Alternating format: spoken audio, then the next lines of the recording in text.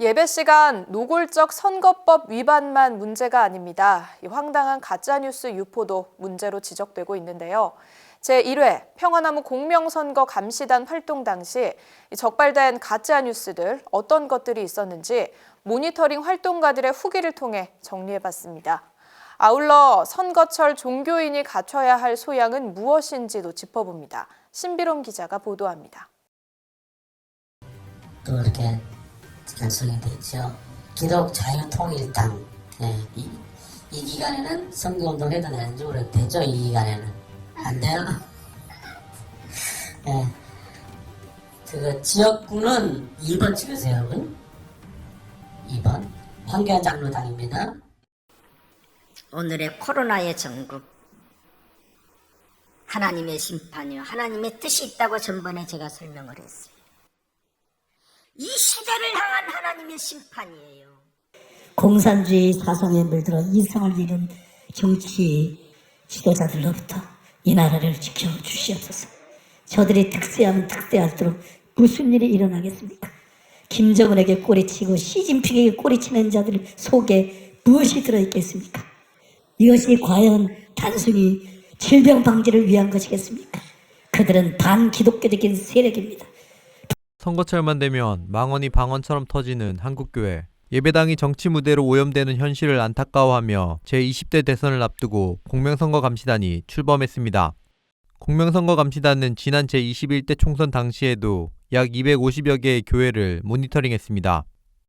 당시 공명선거 감시단 활동을 했던 활동가들은 법 위반은 둘째치고 일부 목사들의 설교 수준은 듣기 힘든 지경이었다고 꼬집었습니다. 황교안 장로를 칭찬하고 문재인 대통령을 문재앙이라고 표현했습니다. 목사님답지 않은 언행으로 보여 다소 충격적이었어요. 전혀 성경적이지도 복음적이지도 않은 내용의 교인들이 아멘으로 화답하는 모습이 안타까웠습니다. 다단계 회사에서 교육하는 것처럼 세뇌 교육을 하는 것 같은 느낌마저 들었습니다. 하나님 믿는 것보다 현실의 탐욕에 눈이 먼 목사로 비치는 분처럼 느껴지는 분들이 종종 느껴졌습니다. 목사라는 직업이 정말 잘 풀려서 다행이지 종교를 믿지 않는 사람들이 보기엔 사기꾼과 다르지 않았습니다. 교회가 덩치가 클수록 집단 이기주의에 물들기 쉽고 목사라는 사람의 말 한마디가 성도들에게도 큰 영향을 미친다는 것을 알게 됐습니다. 마지막 모니터링에서 대놓고 우리 장로님 국회의원 출마했으니 뽑으세요 하듯이 기도와 광고, 설교 중간에 나오게 해서 인사시키고 자신이 지지하는 후보가 누군지 말하는 것이 가장 노골적이었습니다. 거기다 성경을 이용해서 돈 내라고 하기까지 하는 게 가관이었습니다. 짜증나서 몇 번이나 동영상을 멈췄다 다시 틀었습니다. 일부 설교에서 매주 사회주의, 공산주의라는 단어가 나오는 걸 보면서 과연 하나님이 이런 설교를 좋아하실까 하는 생각이 가장 많이 들었습니다. 코로나 바이러스가 하나님의 경고, 하나님의 심판이라는 설교와 행정명령을 반기독교적인 세력의 탄압이라고 하는 설교가 가장 기억에 남습니다. 특히 코로나19가 대환란의 징조라고 주장하면서 마스크 보급을 위해 정부가 추진한 마스크 오부제를 두고 666의 가장 낮은 단계라고 발언한 부산 A교회 윤아무개 목사. 주일에는 코로나가 침범하지 않는다. 하나님의 불의임에 내 손에는 세균이 하나도 없다면서 손가락 빨기까지 시전한 경기도 B교회 양아무개 목사. 정세균 총리 취임 이후 한국의 세균이 강타했다는 경기도 C교회 강아무개 목사 등 웃지 못할 발언이나 가짜뉴스가 선거 전 코로나19 팬데믹 상황과 맞물리면서 본물 터지듯 터졌습니다.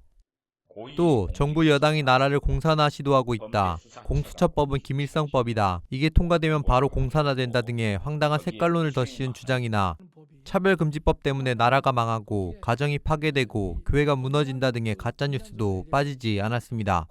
교인들 스스로 강단히 설교에 맹신하지 않고 팩트체크해야 하는 이유입니다. 이 시민으로서 살아가는 그리스도인들이 감당해야 될 책임, 그런 책임을 가지고 있다라는 생각을 좀 가져야 되는데 그 책임을 제대로 인식하지 못하니까 정치적 문제나 이런 복잡한 사회적인 문제가 생기면 종교 지도자들의 이야기에 의존하려고 하는 거죠. 자기 스스로 생각보다. 과거에 억압되는 시대가 아니니까 스스로 고민하고 생각하는 과정이 필요하다고 생각해요.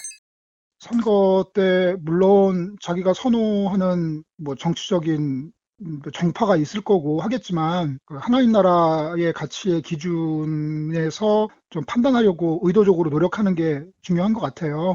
내가 좀 손해보더라도 나보다 힘든 사람들, 고아, 과부와 나그네를 위해서 정치할 수 있는 사람을 위해서 그 사람 뽑아주는 헌신적인 투표? 그런 걸 해야 될 것 같아요. 평화나무는 이번 공명선거 감시단 활동을 통해 노골적인 선거법 위반 대응뿐만 아니라 심각한 가짜뉴스도 사례를 수집해 타산지석으로 삼을 수 있도록 할 방침입니다. 평화나무 뉴스 신비롬입니다.